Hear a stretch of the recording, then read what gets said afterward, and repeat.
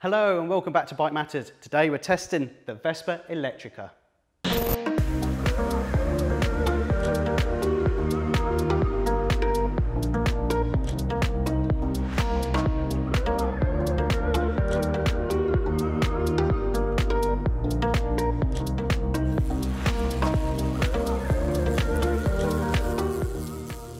The Vespa Elettrica is quite clearly designed just like the Primavera, but throwing that awesome futuristic colourway options and lots of tech too, you're getting yourself a really futuristic yet retro scooter.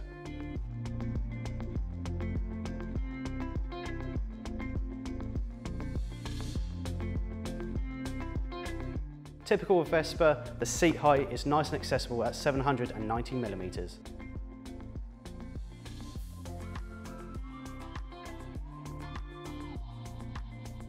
As you'd expect being an electric bike, we've got the addition of batteries which come in a little bit weightier, so the Elettrica itself comes in at 130 kilograms.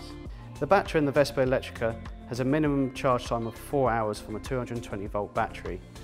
The cell itself is an LG Chem one, which can hold 4.2 kilowatt hours at a capacity of 86 amp hours.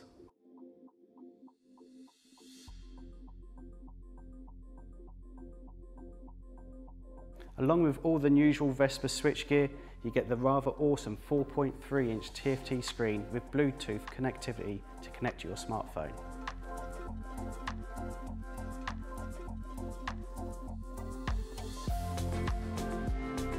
Onto braking, and the Elettrica has a 200mm disc at the front and a 140mm drum at the rear.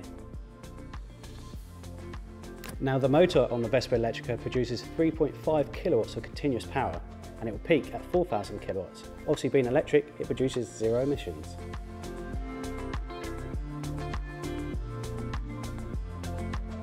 You get typical scooter suspension with the Vespa Elettrica, with a single arm fork with coil spring at the front and monoshock to the rear.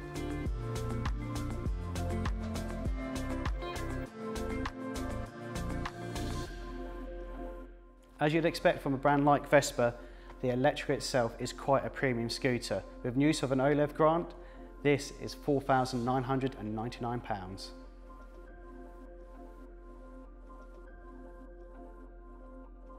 So here we are on the Vespa Elettrica on the road race section. So this is the L1. It is equivalent to a 50cc machine, apart from obviously it's electric powered. So it puts out 3.5 kilowatts of continuous power, but it can max out at 4 kilowatts. Now they've got more of range in mind, and in this power mode we can do about 50 miles in it, but obviously that is a top speed of around 30. Now what you get is this gorgeous looking Vespa machine, which is basically just the Vespa Primavera, but used for this electric version, the Elettrica.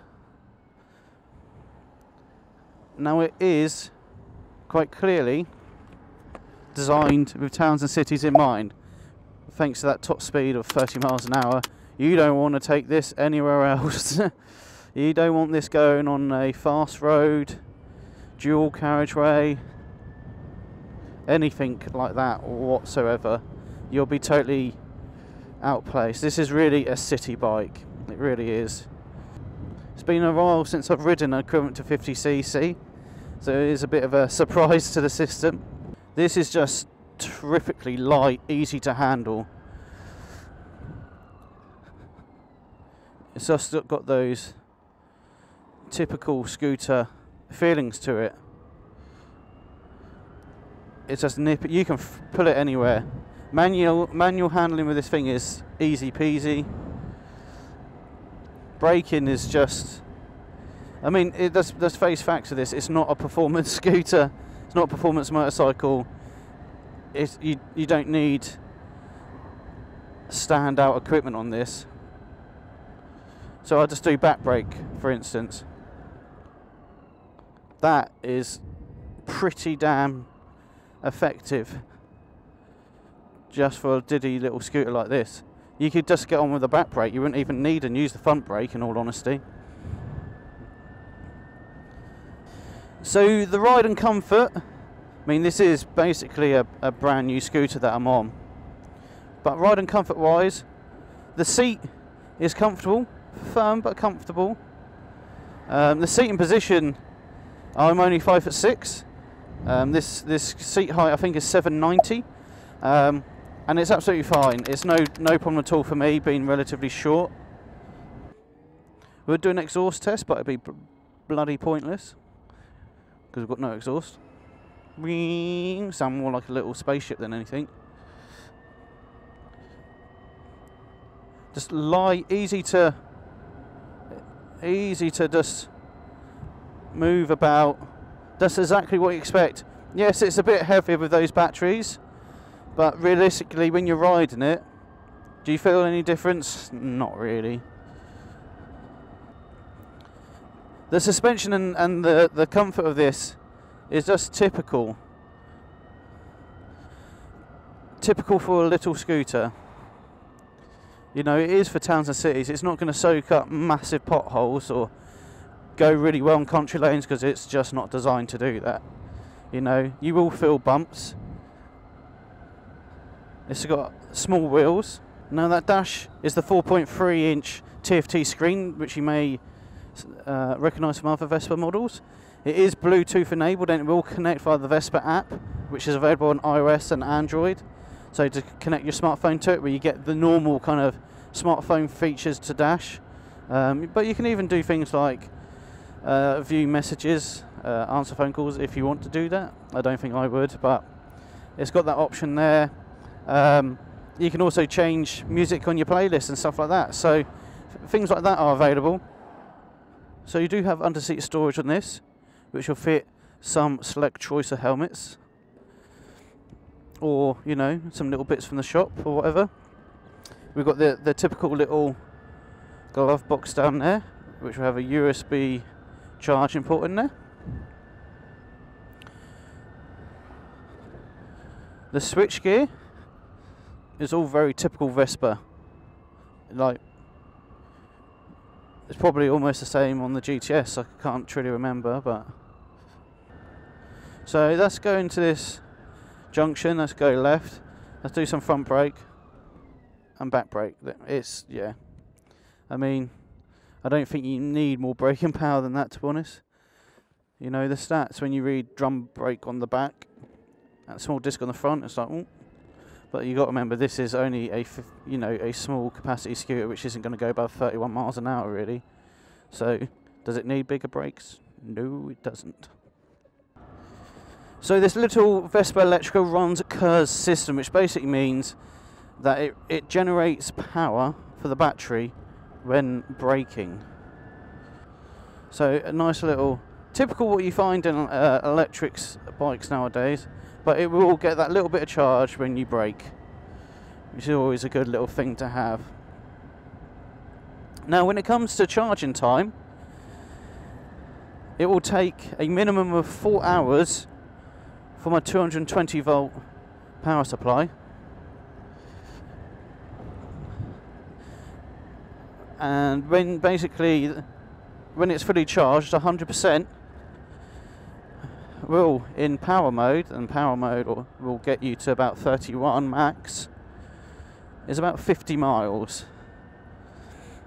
When it's in eco mode, which I think is maxing out at 18 miles per hour, they say it does 100 kilometers. But to be honest, I don't think anyone's going to have this scooter in eco mode, because 18 mile an hour is just not enough for many situations, I don't think. So indicator on, there is no ticking noise. It's a shame. I do like a ticking noise on an electric bike. Ding dong, ding dong, ding dong. Don't know why, just personal preference. So you see, we've got 36 miles to go. We've got 72% battery. We're doing more miles on this little scooter than anyone has tested before. So as we're going along here, shout out time to Lexham Insurance. They power us at BikeMatters, and they have pretty good rates on electric mopeds, scooters and motorcycles as well. And the great thing is, they're offering you, as a BikeMatter viewer, £20 off an insurance policy. click the link in the top right hand corner now. That'll take you through to their quote form. Get a quote, take out the policy. It's automatically had £20 deducted off the insurance premium. So you've just saved yourself 20 quid. Thank you very much, Lexham. Cheers for that. We appreciate it.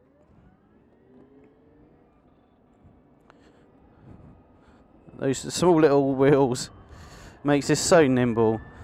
The weight really doesn't make much difference here. We've got a 12-inch wheel at the front. We've got an 11-inch wheel at the rear. And it just performs absolutely fine. Nice and nimble. Feels light. But you do also have reverse. So if you feel like you need to use reverse, it does have it there. You literally just hit the map button and put it in reverse and confirm it, and you got reverse. Not really sure if you'll need to use it much, but you've got it there just in case, and for those who find it a little bit on the heavier side. I honestly can't consider ever putting this in eco mode. It may be London, maybe, but what's the point? You might as well just keep it in power mode as opposed to having to flip through the modes all the time. But obviously, being just a little city bike and power mode covering you for about 50 miles, I doubt you're going to have to charge it particularly often. Although you might just get home and want to plug it in every night just to make sure you're covered.